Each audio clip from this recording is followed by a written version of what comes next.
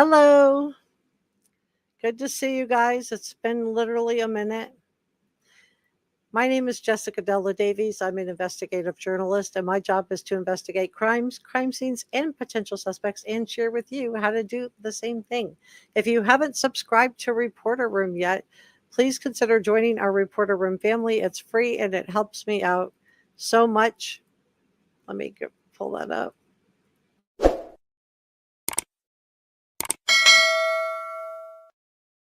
So come on in, you guys. Come on in. We're going to be talking about the Bryan Kohberger case. And oh my gosh, please feel free to share this on your socials. I obviously am just coming off the other live stream. So I did not. Let me close out my Seth Rogers one and pull up Bryan Kohberger. Okay, so we're going to be talking about the Bryan Kohberger case. And let me just make this a little bit bigger so I can read it. Everything I'm sharing with you is my opinion. Opinions are not facts, so please don't send any negativity to anyone.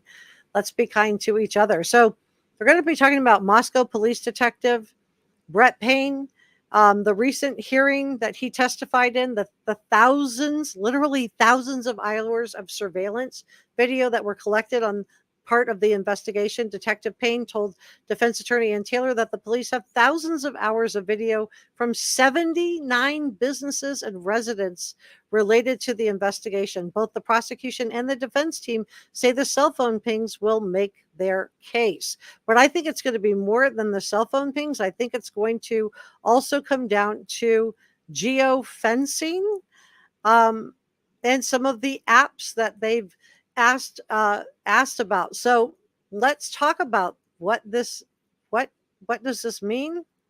Okay, so for the defense team, BK's cell phone data is going to be closely linked to his alibi, and Taylor claims that Bryan Kohberger was out driving. And we are talking about this case in terms of Bryan Kohberger. Obviously, he's the defendant in this case, but he is innocent until proven guilty. I also want to wish everybody a happy Kaylee Jade Day, and just say that I want to extend my deepest sympathies to the victims, Kaylee, Maddie, Xana, and Ethan's loved ones. I'm so sorry for your loss. So I do think that, so Ann Taylor, the defense team, believes that his cell phone data will be closely linked to his alibi. Ann Taylor claims that BK was out driving the morning of November 13th of 2022, as he often did, to hike and run and or see the moon and the stars. She says, quote, he drove throughout the area of Pullman, Washington, west of Moscow, Idaho, including the Wah-Wah-Wai Park. However, as I shared with you in a prior live stream, the Wah-Wah-Wai Park closes at dusk. So dusk in November of 2022, November 12th, would have been around 4:20 p.m. And we know that these crimes occurred closer to 4:04 a.m. So I think it's unlikely that BK would have been driving through the Wah-Wah-Wai Park in the wee hours of the morning on November 13th, since the park was closed. What do you guys think? And Taylor describes BK as an avid runner and a hiker, and claims that his cell phone data supports his tendencies to take nighttime drives. So I think one of the questions that the jury is going to want to know is, did his love for nighttime drives continue after November 13th, or did it all just stop? Because I do think that the jury is going to want to know, did his love for long drives continue when he went to Albrightsville, Pennsylvania to visit his parents when law enforcement had him under surveillance, or did it all just stop? So I think that this is a question that the jury is going to have. Let me know what you think some of the questions are that as a juror, so let's say you are a juror, what would be some of the things that you would be questioning? Drop me a comment, tell me where you're from, but let me know what you think as a juror. What would you want to know in this case? So my next, so if you followed the Alex Murdaugh trial, then and you know just how much data law enforcement can retrieve from a cell phone. In the Alex Murdaugh trial, we had multiple cell phones, right? We had Paul's cell phone, we had Maggie's cell phone, and we had Alex Murdaugh's cell phone. Now, in the Alex Murdaugh trial, the prosecution meticulously reconstructed activity from his iPhone and the cell phones of Maggie and Paul on the night that they were done away with. Now, per the Associated Press, quote, the State Law Enforcement Division, Lieutenant Britt Dove, returned, so this is the Alex Murdaugh case, returned to the witness stand Wednesday on the 5th day of testimony. Now, he specializes in retrieving and analyzing cell phone data. So he went over a trove of information from the cell phone of Alex Murdaugh and Maggie and Paul's cell phone. That's Alex Murdaugh's wife and son. So there were call logs, texts, recorded steps, right? There was an app on Maggie's phone, a fitness app that recorded her steps, similar to the Strava app that was on Bryan Kohberger's phone that would have recorded his GPS. Apps asking for information, GPS locations, and changes when the phone went from vertical portrait back to horizontal landscape mode and back to vertical. This was all key to the prosecution's case when that camera was activated. So in the Alex Murdaugh case, the phone was active. It took a video they found on his phone, a Snapchat video, right? And the cell phone and the vehicle location data was the center stage in the trial of Alex Murdaugh. Troves of data, including call logs, text messages, steps recorded, app information, GPS, all played a role in the Alex Murdaugh case. And I'm bringing this up because I think we're going to see something similar in the trial of Bryan Kohberger. Now, he is innocent until proven guilty. So the cell phone data shows that BK's cell phone was in motion after the crimes on November 13th of 2022. And at times, the cell phone data, this is according to AP, that's the Associated Press is my source on this, it was synced up with the white Hyundai Elantra captured on camera that was missing a front license plate near the 1122 King Road house crime scene, matching the Hyundai Elantra, which is a car that BK is known to have owned, the Hyundai Elantra that Ann Taylor admits that it was video of BK's car. So let's fast forward to November 13th at 12:46 p.m. So the crimes occurred around 4:04 a.m. We know this because the Hyundai Elantra circled the 1122 King Road house 3 times before doing a 3-point turn and parking. But so let's go to 12:46. So later that day, the same technology, that's geofencing, put BK's cell phone and the white Hyundai Elantra and Bryan Kohberger, because they have video of him going into and inside and leaving from Albertsons in Clarkston, which is near that big state park that I told you about, where I believe that he did dispose of the knife and the clothing. We know the prosecution gave the defense team 51 terabytes of information. If you've ever gotten a computer, you might be told you get 1 terabyte of storage on your computer, and that's probably enough to last you for a few years. Imagine how much data is in 51 terabytes. It's a huge amount of information that both the prosecution and the defense team have to go through. And what I've seen in the hearings from Ann Taylor, let me know what you think about this, but what I've seen from this is that I think what Ann Taylor is going to focus on is she doesn't want to focus on the data of what they do have. I think what she's going to do to try to punch holes in the prosecution's case is she wants to poke holes by saying what they don't have. So that she's going to say, well, you don't have video that would exonerate Bryan Kohberger. I think that's going to be her strategy to try. So we're going to be talking about geofencing. So what in the world is geofencing? And why is this going to either exonerate Bryan Kohberger or implicate Bryan Kohberger? Well, it's a location-based digital marketing tactic that allows you to send messages or ads to users within a defined geographic area. Typically, it's a marketing method that targets smartphone users in particular, and these devices allow you to gather real-time location data for triggering location-based content. So let me grab that for you really quick.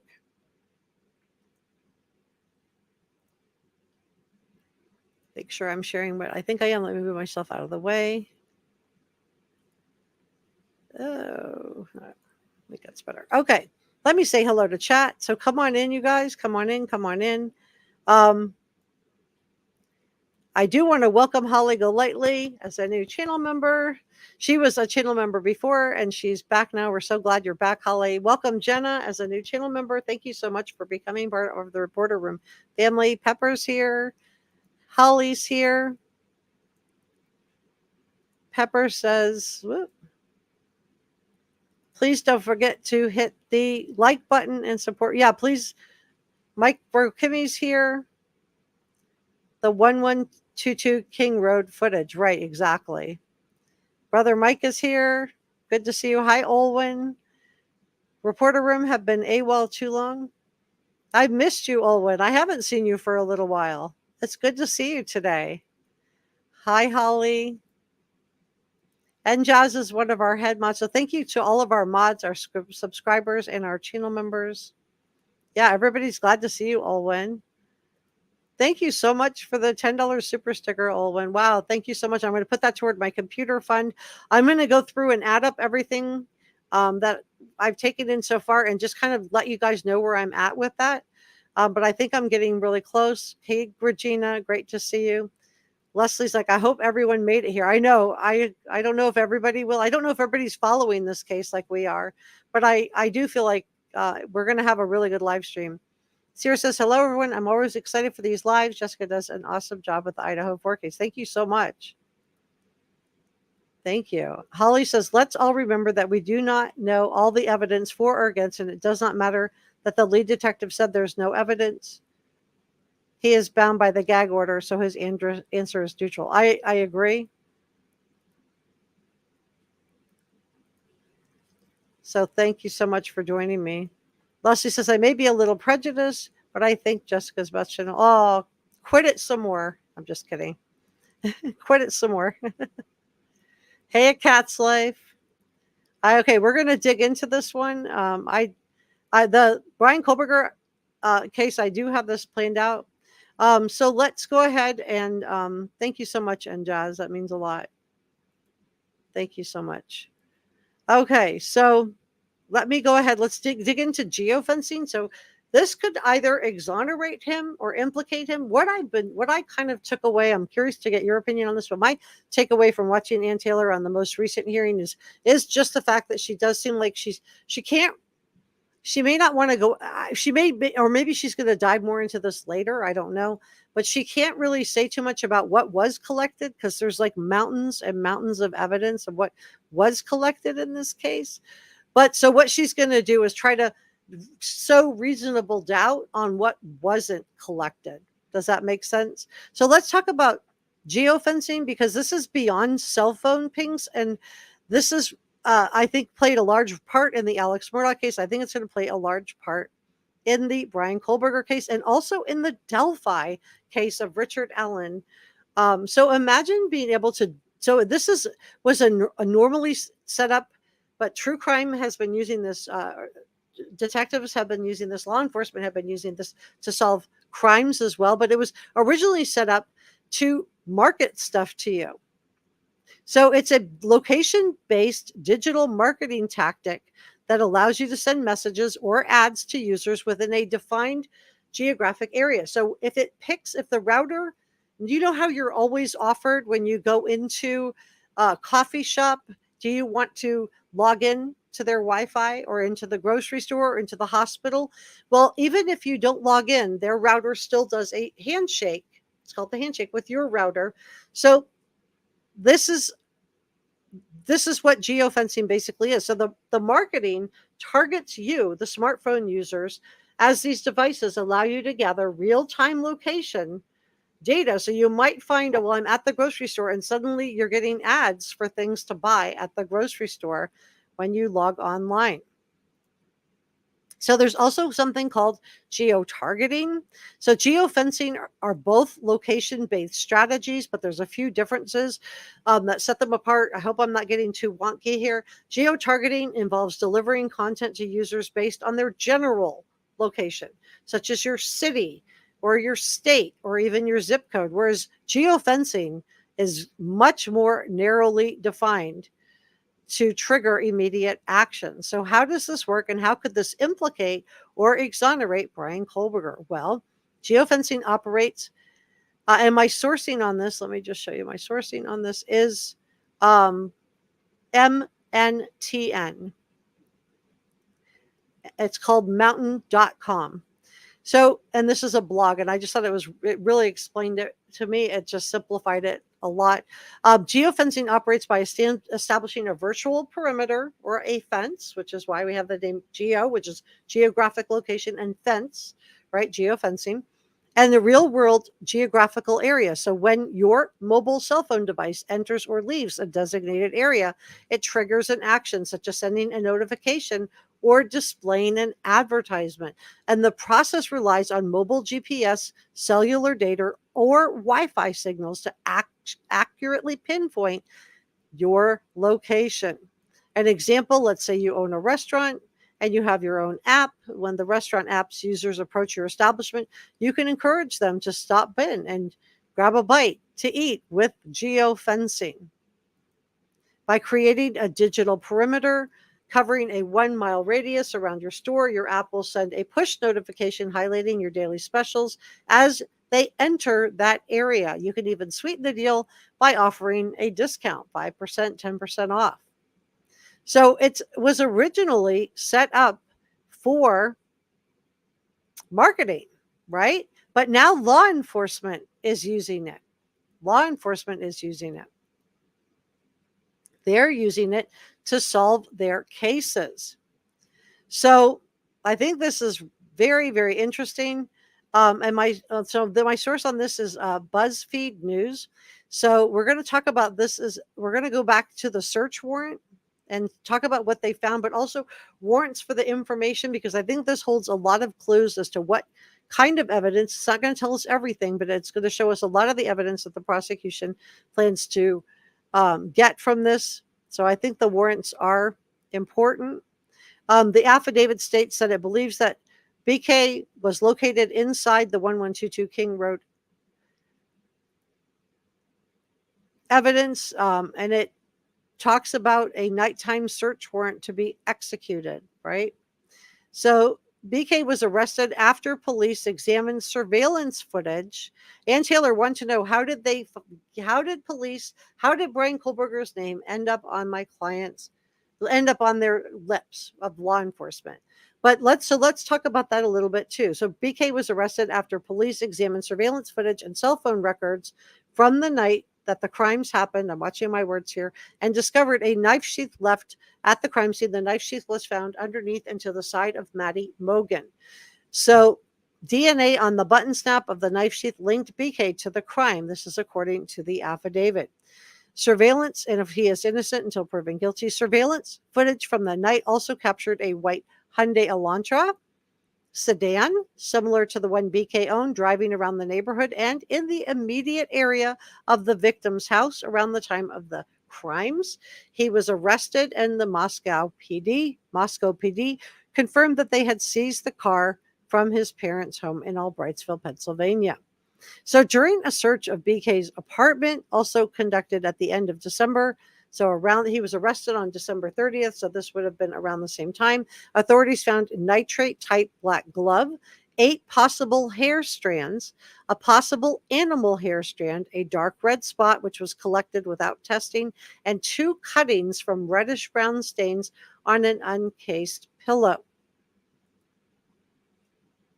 So these are some of the things that they got. It remains unclear about the connection between BK and the victims, but we do know that he was reportedly following Kaylee and Maddie on Instagram, and the source on that is, besides Christy and Steve Goncalves, but it's also multiple news outlets reported on this also.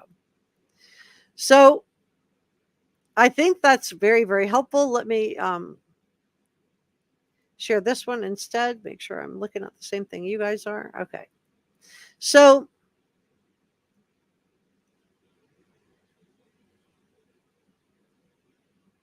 BK is standing trial. The affidavit for BK's arrest revealed that he had applied for an internship with the Pullman Police Department, and this played a significant role in investigating this case.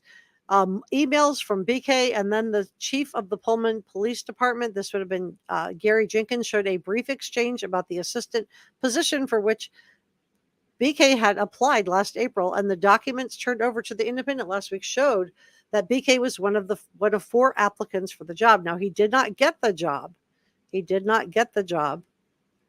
And Mr. Jenkins was told that he was advised not to comment. So what role did he want? It was to support the Pullman Police Department through data management and analysis. So this was BK's specialty.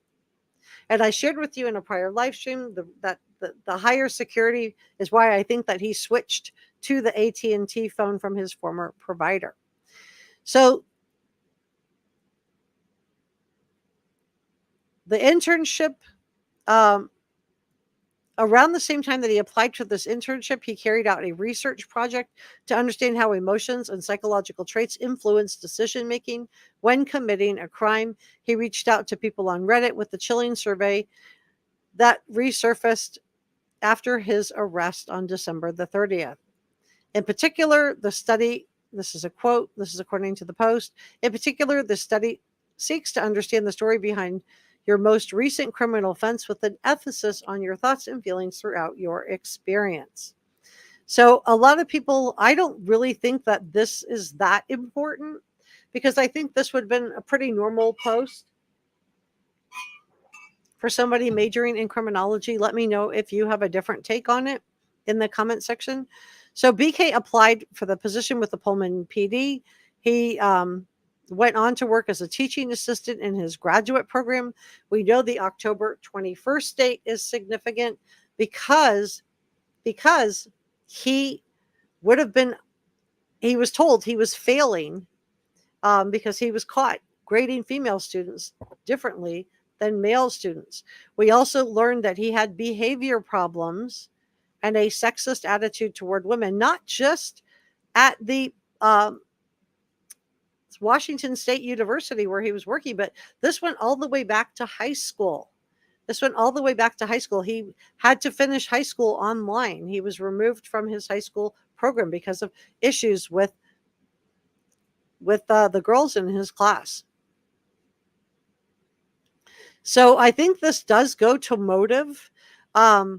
He was warned multiple times about his behavior and was brought into several meetings with professors due to their concern. His attitude toward women was cited as a key concern, with the criminal justice student allegedly being, quote, rude to women, grading the women that he taught differently than the men, and having a sexist attitude toward females that he interacted with at school. We also heard from the Seven Sirens, which is a pub in the Pennsylvania area when he was at DeSales, that they also had issues with him. That they had that he was known to harass female servers. So we know that Dylan, that's one of the surviving roommates, came face to face with him that night. And in the unsealed search warrant for BK's apartment and at his office at the Washington State University, they got a bunch of good, helpful information, string of items, including possible human and animal hair strands. And I think the animal hair strands are potentially significant. BK did not own an animal. So if he has hair strands that match up to Buddy the dog, which he disappeared out of his yard on October 21st, the day that BK would have gotten this email from his professors that he was failing, or if it matches up to Murphy the dog, I think that will be the end of it. If any of the hair strands match any of the victims, I think that will be the end of it for the jury. Let me know what you think about this in the comment section below. They found a disposable glove, items with red and brown stains, and a computer. They did not find the fixed blade knife, but they did find, through the warrants, receipts for the fact that he purchased this K-bar knife on Amazon in the spring leading up to the spring of 2022. So I think that's interesting also. Let me put these on the chat. Let me check in with chat. I don't want to be rude. This is social media, and we're going to dig into this a little bit more. Oh, thanks for the thumbs up, Mike. Hey, Cirrus. Kimmy says, I think the 1122 King Road footage is a major smoking gun. My speculation. I think it will be too.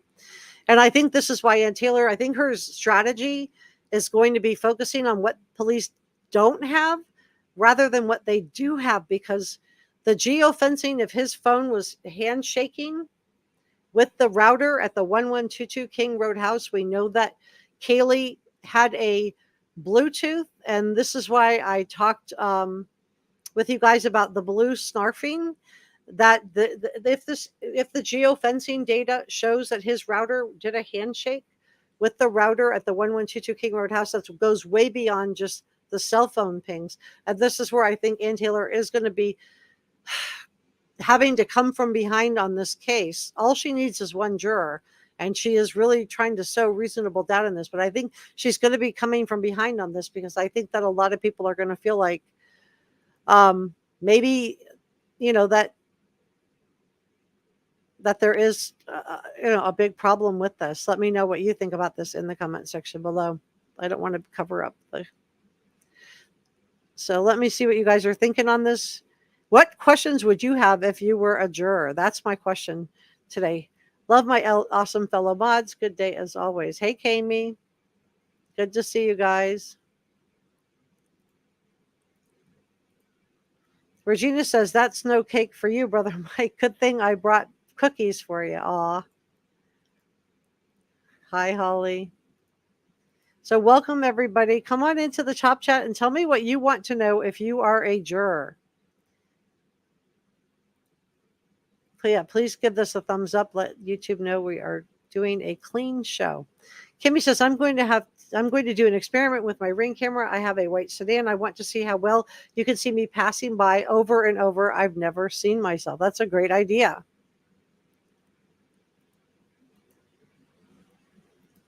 Regina says, the star seen on a night sky was so overcast. Yeah, for those of you that didn't see my live stream on that, I showed you the weather reports of November 13th in Moscow. Let me grab that, pull that up really quick.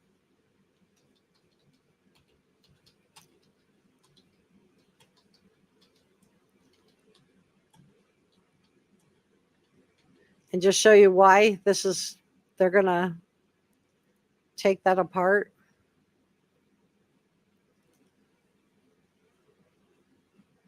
Okay.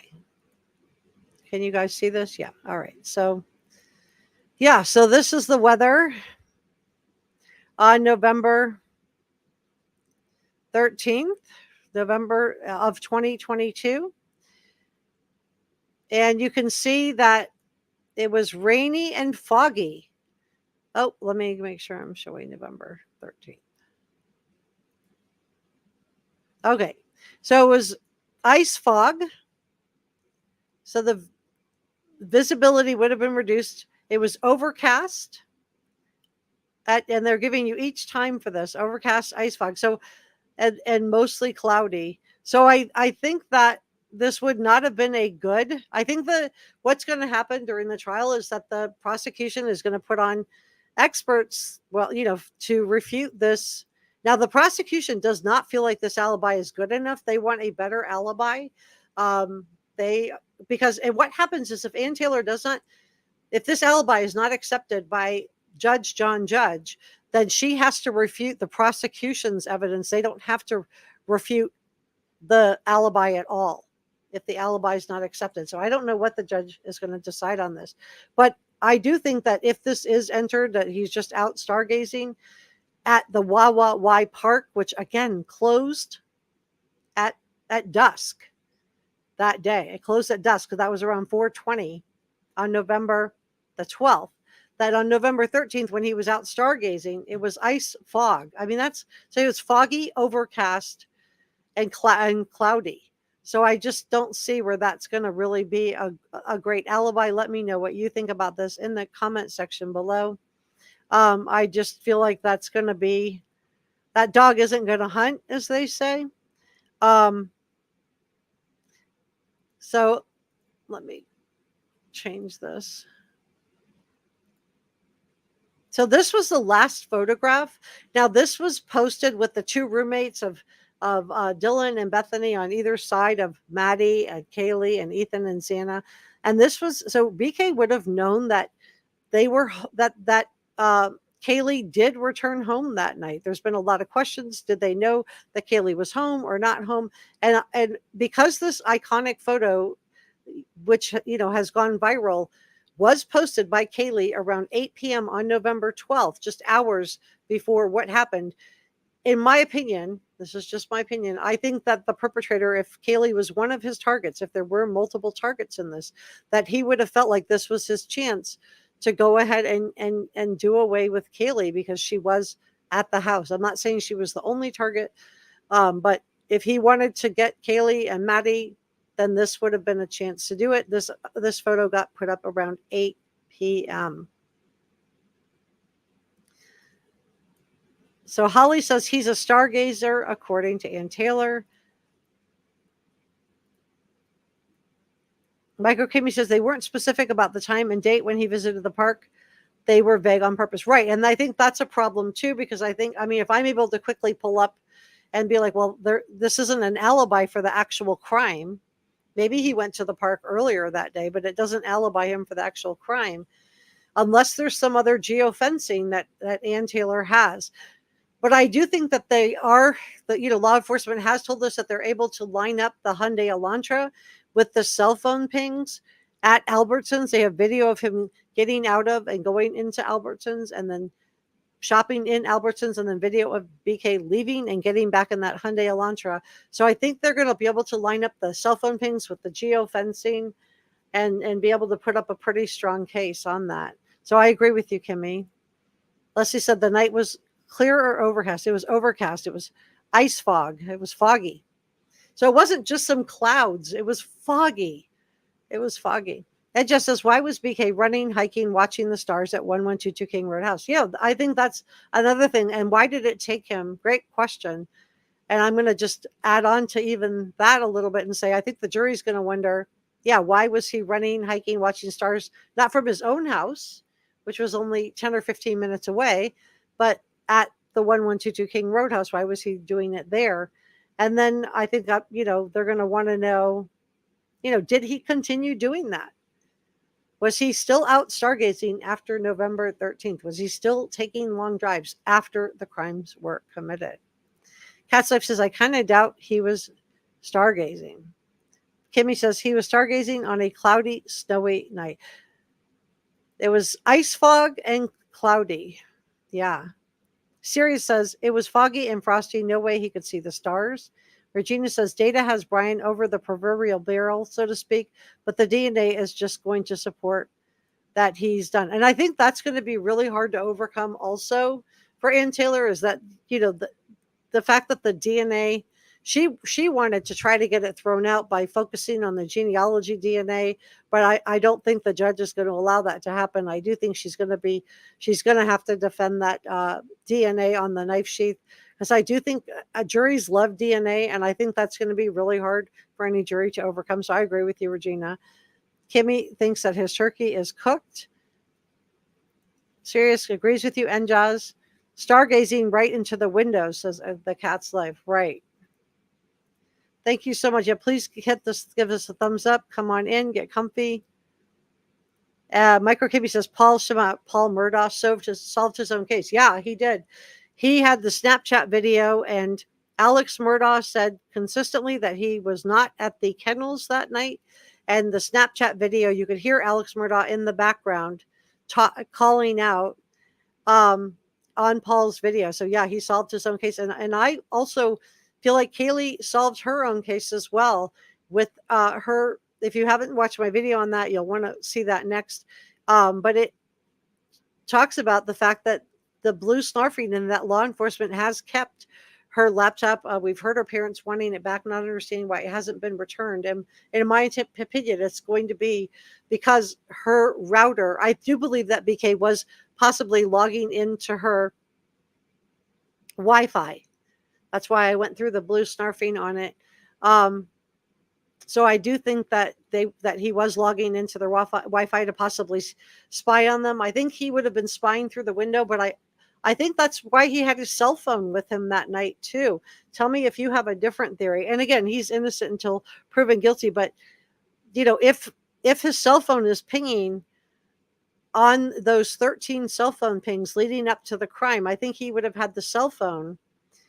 And the reason that he had to switch it off or put it in airplane mode during the time of the crime and then switch it back on, I think was a big mistake. But I think that if he was spying on the victims and wanting to know where they were and what they were doing, I think it would have been a calculated risk on his part, which is why I believe he brought that cell phone with him, even though it may have logged in. And just as these poor families need some kind of closure. Yeah, it feels like, I agree with you. I feel like the family members are, very, very frustrated. It's like a hearing about the next hearing. And I think that, some of this could be alleviated if the judge would just simply set a date, just set the trial date. I think that would, mean a lot to a lot of people if they would just set that trial date.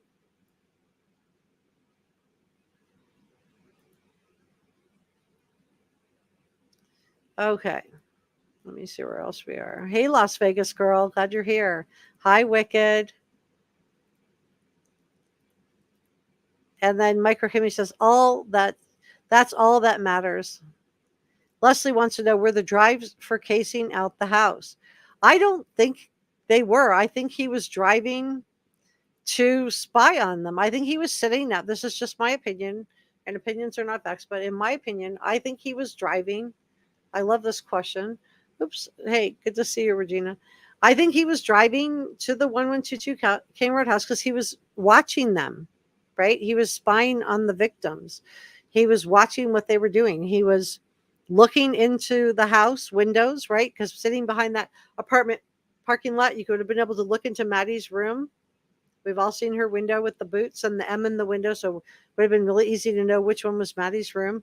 But also, I think that he was logging in to Kaylee's Bluetooth and to the router in the house and able to spy on them that way as well.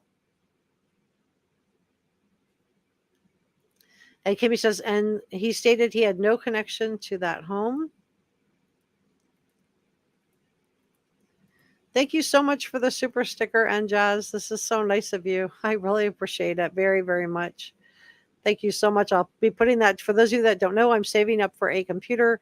Mine, the camera's starting to go a little bit, and I just I'm hearing like the fan is running a lot. It's running hard and heavy. I do put a lot of wear and tear on the computers from all the editing and live streaming that I do on them. So I think it will definitely help to get it. I think I'm getting close to being able to get one too. I'm going to add everything up at the next members live stream, and I'll just kind of tell you where I'm at on that, how much we've raised on it, and then if I can get it. Yeah, it's a ton of information. 51 terabytes. Let me see if I can get you guys how much 51 terabytes is to. Let me pull that up. This is why I love doing live streams, because I get to interact with you guys. Equals. I just want to get like let's quantify this data. I don't want to convert it to, let's compare it to how many movies. Oh, okay. So this is 1 terabyte. Okay. This is 1 terabyte. This is not 50. Let me move myself out of the way here. Okay. So this is 1 terabyte. So this is just like when you get a computer, you're going to usually get like 1 terabyte of storage. So a terabyte can hold vast amounts of data. Now, just reminding you, this is 51 terabytes at the defense and prosecution. And Ann Taylor's made a big deal. The prosecution isn't turning over everything. And I just want to push back on that a little bit. I do think it's fair that if the defense needs until, the spring or summer of 2025 to go through everything, that's fine. But also the prosecution also has to go through all of this too. And although they had a couple of weeks head start on this, because BK was arrested on January 30th before Ann Taylor came on it, it's not more than a few weeks of a head start. So if she needs until the summer of 2025 to go through everything, well, the defense needs the same thing. So how many movies can you fit on 1 terabyte?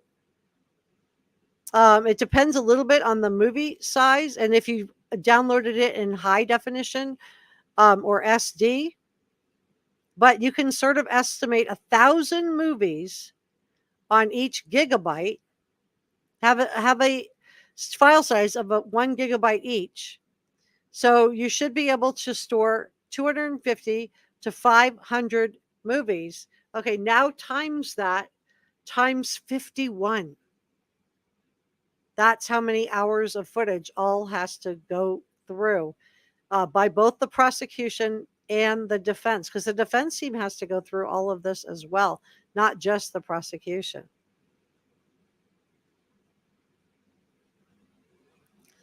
Let me pull this up really quick.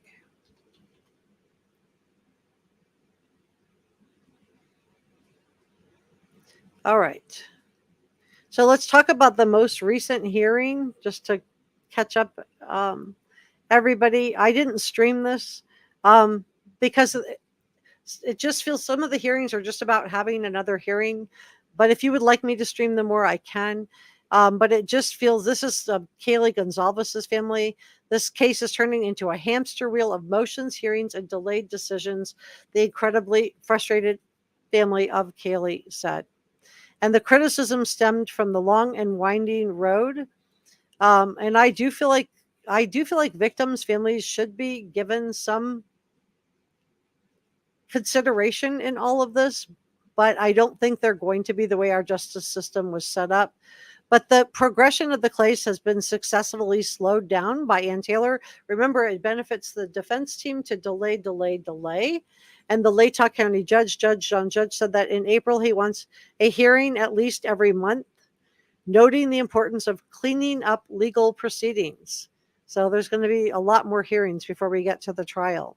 So the hearings largely fall into a couple of different categories. And in this article, and my sourcing on this is CNN. You can see the CNN right here.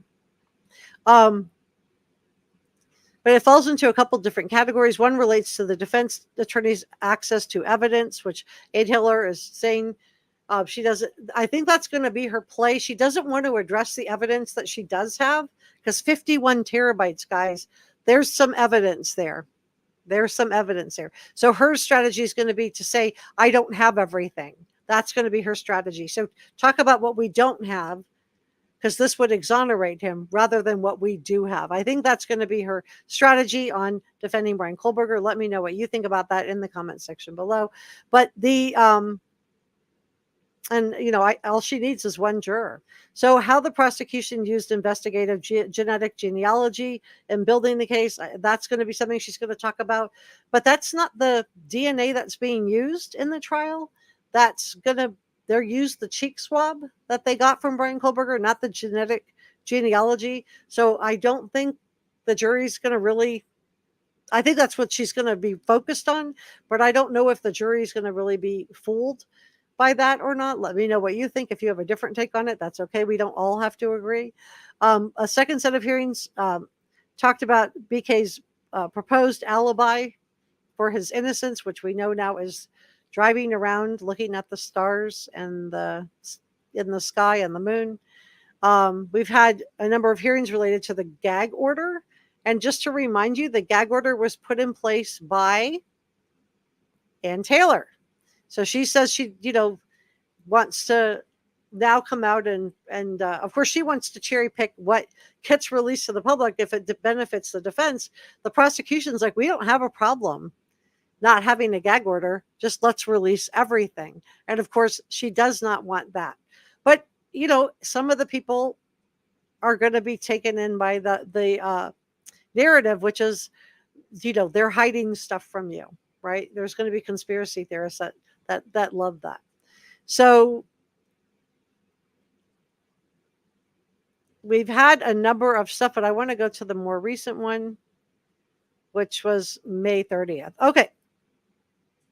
So May 30th, which was just less than 2 weeks ago, the Moscow police detective, so this is going to be, he's a corporal now, Brett Payne, he's the lead investigator on the case, testified that he and other investigators collected thousands of hours of video surveillance as they tried to locate the white Hyundai Elantra connected to the suspect. The videos are saved on various thumb drives, but there's no central inventory of the videos, he testified. He said that the investigators did not see on any of the videos the Elantra going south from Moscow to Pullman, Washington in the early hours of. So we know already that he took a detoured route. We already know that. We know that from the affidavit. The probable cause affidavit used for the case alleges that BK drove south toward Pullman after he committed the crimes. I'm watching my words. Cy Ray is going to be the defense expert on the cell phone geological data. So geofencing is going to play a role in this. He testified he has not been provided the underlying AT&T source data and a list of nearby cell towers that was used by detectives to create a map of BK's movements with his cell phone. Again, we don't even have a trial date set. So I think Ann Taylor's narrative is going to be, we don't have this. They're withholding stuff from us.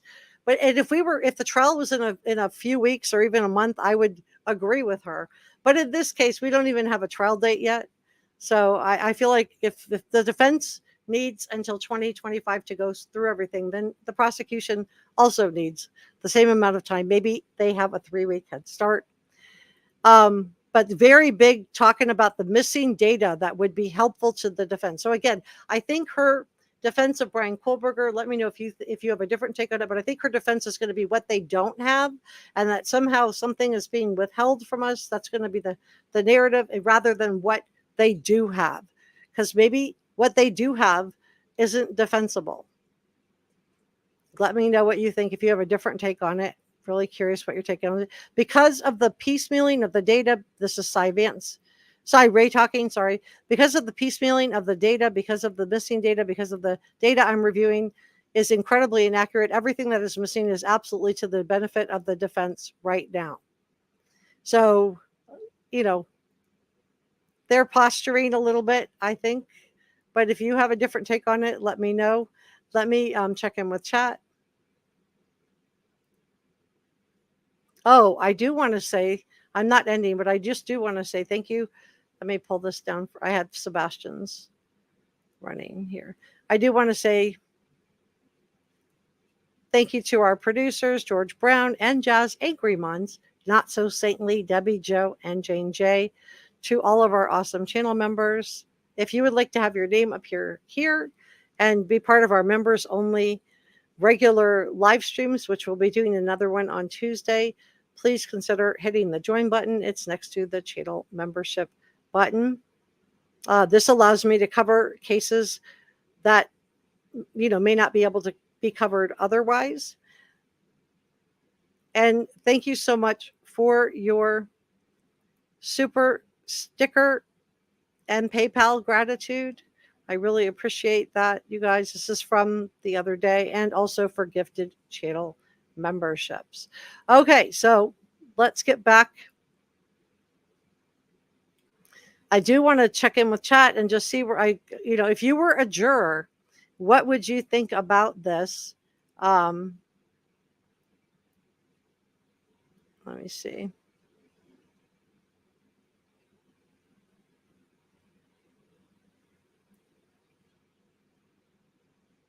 And Justice, I think the prosecution has a huge amount of evidence that none of us know about. Yeah, I think I think there's a lot of evidence. I mean, we know 51 terabytes. That's why I kind of wanted to just give you, if 1 terabyte is, hundreds of movies, and then you times that times 51. Oh my gosh, that's hours and hours and hours of data to go through. And Scott Reich said something really interesting. He has a channel called Crime Talk, and he said that he thought that Ann Taylor made a mistake in not going forward with the speedy trial, because clearly the prosecution wasn't ready with how much stuff there is to go through, and he thought that would have been BK's best chance to get off on this. Let me know what you think about that in the comment section below. Kimmy says, I did a lot of hacking for money. I served my time, but phones tell the whole story. That's all I'm saying. I'm on the straight and narrow now. I'm glad you are, Kimmy. Sarah, thank you for sharing that. Sarah says, everyone raise your hand if you're sick of hearing how awesome Cy Ray is. They forget that he is the defense witness. And Josh says, the FBI are amazing in what they can do. And Justice, thank you for your honesty, Kimmy. Yeah, the phone is going to be key, not just in this case, but also in the Delphi case, similar to how key it was in the Alex Murdaugh case. Hey, Truth Exposed, raise your hand if the ignore the facts on Cy Ray and his testimony could be in the prosecution's favor as well. He won't know until he sees it. Could be. I don't know. Kimmy says, after getting straight, I got hired at Verizon and became a technical training manager of the Clovis branch within a year. I find this stuff fascinating. I do too. I'm worried it's like a little too wonky, but I don't want to, but it is important. Low card principle. So low card principle, for those of you that don't know, let me pull that up. Low card principle basically says that every contact, it's called low cards exchange principle. It says every contact leaves a trace. You guys should be able to see that. Okay. So it was a concept that was developed by Dr. Edmund Locard, and he speculated that every time you make contact with another person, place, or thing, it results in exchange of physical material. In this case, we have the DNA on the knife sheath. We have hairs that were found that are in the affidavit, an animal hair and human hairs. So every contact, no matter how careful you are, no matter where a criminal goes or what a criminal does, by coming into contact with things, a criminal can leave all sorts of evidence, including DNA, fingerprints, footprints, hair, skin cells, blood, bodily fluids, pieces of clothing, fiber, and more. And at the same time, they will also take something away from the scene with them. So I think that's really interesting. I think the principle is true. So let me know what you think about that if you have a different take on it. Oop. I want to get it back to the victims. So yeah, I agree with you on that, Mike.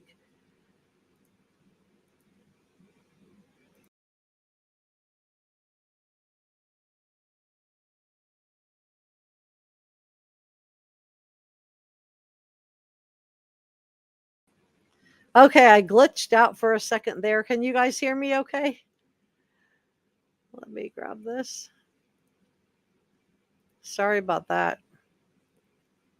Sometimes that happens. Let's see. I want to share the victims because I feel like they're getting lost in all of this. Yeah, and just you can hear me now. Okay, so sorry about that. It just glitched out and I lost my connection for a second. I don't know why it does that sometimes, but technology.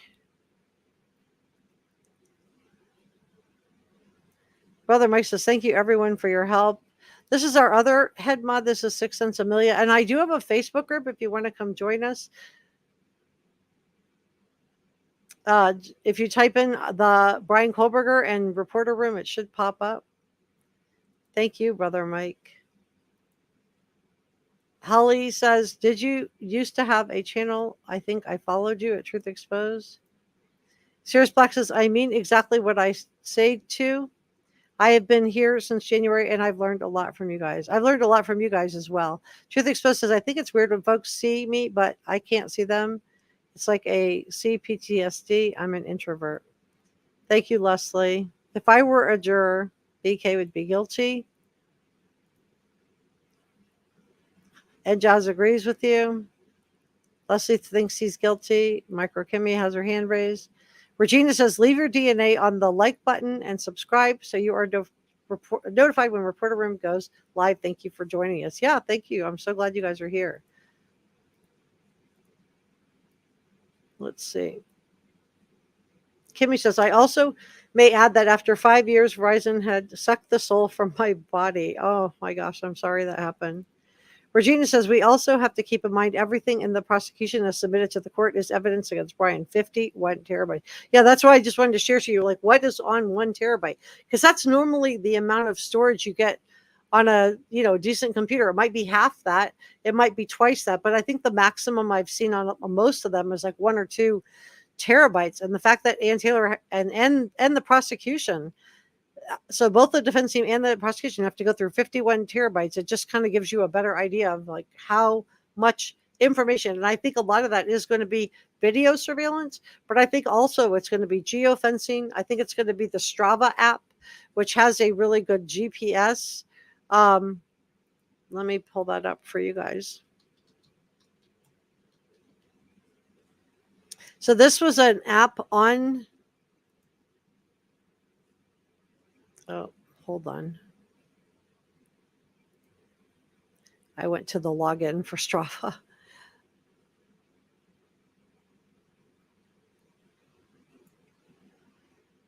A lot of people have this on their phone, and it, does tell a lot. All right, let's do this one. I think this is good. So this is an app that BK had on his phone. It's one of the warrants. We've also seen the Snapchat, which has Snap Map, and also TikTok. So this is purported to be better than GPS. And BK had this app on his phone. So is this going to line up with the geofencing data and those cell phone pings, those 13 cell phone pings? Are we going to have more data to support him being near the 1122 King Road house? Why was he going to that house? Because remember, this house wasn't on a main thoroughfare. It's not on a whole highway. It's on a fairly secluded neighborhood. So it's a favorite for cycling and running. And it has really good GPS. They say the GPS is better than car GPS. A lot of people asked if his car would have had GPS. That particular make and model, I think Gray Hughes said it did not. But this Strava app has really good GPS. The maps and routes are one of the major elements of this device. It's updated its app to include map sections. So this is 2021. And so the crime occurred in 2022, and expand the map features to more closely reflect the functionality of the website. So you can see the routes logged are against activities from most athletes, including syncing rides from GPS. That could be a Garmin watch or a Wahoo bike computer. They also mentioned that you can log activities from your smartphone app, including a tracking app that is popular with athletes who strap on the armband or handle to mount the phone. In this case, I'm wondering if they're going to use this app, because there was a warrant for Strava, if they're going to use this to sync up with the cell phone pings to show where exactly he was when those cell phone was pinging the 13 times leading up to the crime, and also at 9 a.m. the morning of the crime when he returned to the crime scene, allegedly. Again, he's innocent until proven guilty. But it is supposed to be better than GPS. The route is created and saved. It will be succinct to your supporting devices. So the fact that he had this on the phone, I think, is interesting. The fact that they got a warrant for it, I'm wondering if this is part of that 51 terabytes of information. So where does Strava really show? And I did already show you guys the receipts that he did. And they purport to be better than GPS, because GPS is only where your car goes. Strava is everywhere that you and your phone go together. So let me know what you think about all of that. Well, guys, my throat's getting really sore. I'm getting tired. I think I'm going to leave it there. I hope I didn't miss any important questions. But I did really enjoy getting to spend this time with you and getting to go through the case and just kind of catch up from where we were from the last hearing. As you can see, we didn't really miss a whole lot. Ann Taylor's doing a good job, I think, defending Bryan Kohberger. I think she is going. I think in watching this is just my opinion. I'm curious what yours is. I think she's going to work to defend what law enforcement doesn't have more than what law enforcement does have. That's going to be, just in watching her, I think that's going to be her strategy moving forward. And let me know what you think about all of this in the comment section below. So I will see you on the next one. Look for another live stream. I'll probably do something on Tuesday, and then that will be followed by a members only live stream right after. So I don't know if that's going to be what case I'm going to do yet for Tuesday, but look for a live stream on Tuesday. I'll be posting something on that tomorrow, and I will see you next.